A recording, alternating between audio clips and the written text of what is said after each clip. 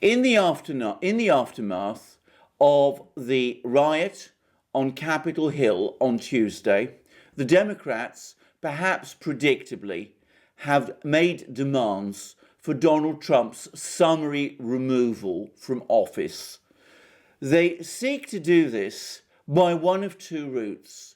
One is by removing him from office under the procedure set out in the 25th Amendment of the Constitution, which provides a procedure for removing from office a president who has become incapable of exercising his duties because of ill health. The other is to remove Donald Trump from office through the process of impeachment. In my opinion, both of these proposals are bad and should be dropped because they will create more problems for the future than their proponents seem to realize. In the case of the 25th Amendment, I don't propose to say very much because the subject has been discussed at length by Andrew McCarthy, a lawyer and former federal prosecutor who writes for National Review in an article which is published there. Andrew McCarthy's point is that the 25th Amendment of the Constitution is intended to remove from office a president who has become incapable of performing his duties because of ill health. The procedure itself is complex and difficult precisely because a question of removing a president on such a ground is always fraught. In fact, as Andrew McCarthy rightly says, there is no justification in using the 25th Amendment for such a purpose at this time, and doing so would be straightforwardly unconstitutional. Donald Trump is not physically ill. There have been repeated questions raised throughout his term about his mental health. That is, to put it mildly, a problematic question. I personally do not think that he does suffer from any kind of mental health issue whatsoever. And like Andrew McCarthy, I think attempting to use the 25th Amendment as a procedural device to remove from office a president who has done something that you disapprove of or don't agree with is problematic at multiple levels. Firstly, doing so is frivolous, and secondly, it would set up a disastrous precedent which might be used inappropriately again in the future. A president, once elected to office, has to feel secure in his position in order to exercise properly the Constitution he has, the authority the Constitution has given him. He cannot be constantly concerned about possible attempts to remove him from office by his vice president and members of the cabinet in case he does something that he feels they might not agree with. I would add that that's the kind of device that was used in the Soviet Union in Kremlin politics to remove political leaders who fell out of favor with the ruling group. It would be a tragedy to see that kind of inappropriate and backstairs intrigue sort of behavior institutionalized in the United States. I would also add that the procedure for removing a president from office under the 25th Amendment is actually rather complicated, and given that Donald Trump would be certain to oppose it, I think it is all but inconceivable it could be successfully carried out in the 2 weeks left of Donald Trump's term. If people disapprove of the actions a president has done, the correct process to remove that president from office is impeachment, and the 25th Amendment is not a substitute for it.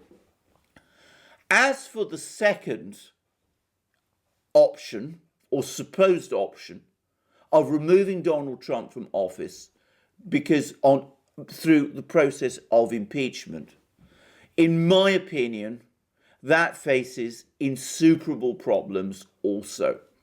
Now, here I'm going to say that I have some disagreements with Andrew McCarthy.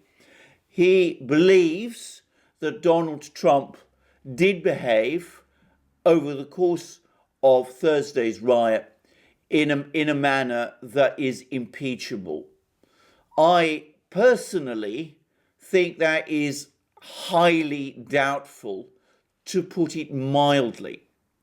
Andrew McCarthy nonetheless opposes impeachment because he is worried that seeking to impeach Donald Trump at this time would increase political tensions in America at a time when the priority should be to reduce them. On that, I agree with him entirely. However, my primary objection to impeachment is much more straightforward. Impeachment is supposed to be a complex process. There is supposed to be a review of evidence by the Senate Judiciary Committee. Traditionally, that involves considering the evidence of witnesses. The matter then proceeds by way of a trial in the Senate, with the Senate hearing legal arguments from the president's lawyers and from the lawyers put forward by the House of Representatives, which had voted for impeachment. If it is not exactly a trial, it is a quasi-judicial process, and rules of equity and fairness and due process ought to apply to it. I cannot see how it would be remotely possible to carry through an impeachment within the 2 weeks that Donald Trump is still president, and to do so in any way that conceivably lives up to the requirements of impartiality and fairness and due process whereby such an impeachment ought to be conducted. Once again, I think people who talk wildly about impeachment should consider very carefully what their true objective is. If the purpose of impeaching Donald Trump is to remove him from office because he's seen as posing some sort of political danger, then all I can say is that makes little sense to me, given that he is about to leave office anyway when Joe Biden is inaugurated president in 2 weeks' time.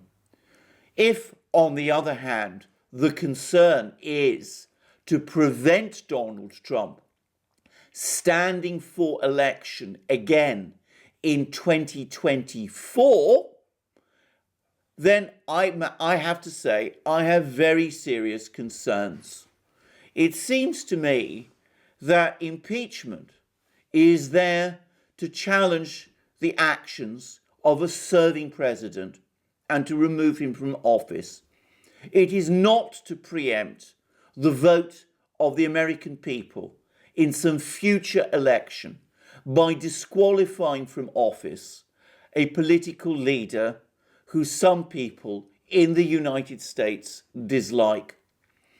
Once again, I wonder and ask myself whether the people who propose this aren't perhaps more nervous of the prospect of a Donald Trump win in 2024 than they actually are angry about the things that Donald Trump did on Thursday. If they are nervous, then I think they need to understand that the correct and proper way to defeat a political challenge is by challenging it politically in contested elections, not using procedural devices inappropriately to try to achieve that outcome, when that can only create more distress and anger amongst a large section of the American people who are upset and angry already. The correct thing to do in this situation is to allow the remainder of Donald Trump's term to take its course. He's president now for just 2 weeks. He has promised an orderly transition. He has in effect recognized that Joe Biden will become president on the 20th of January.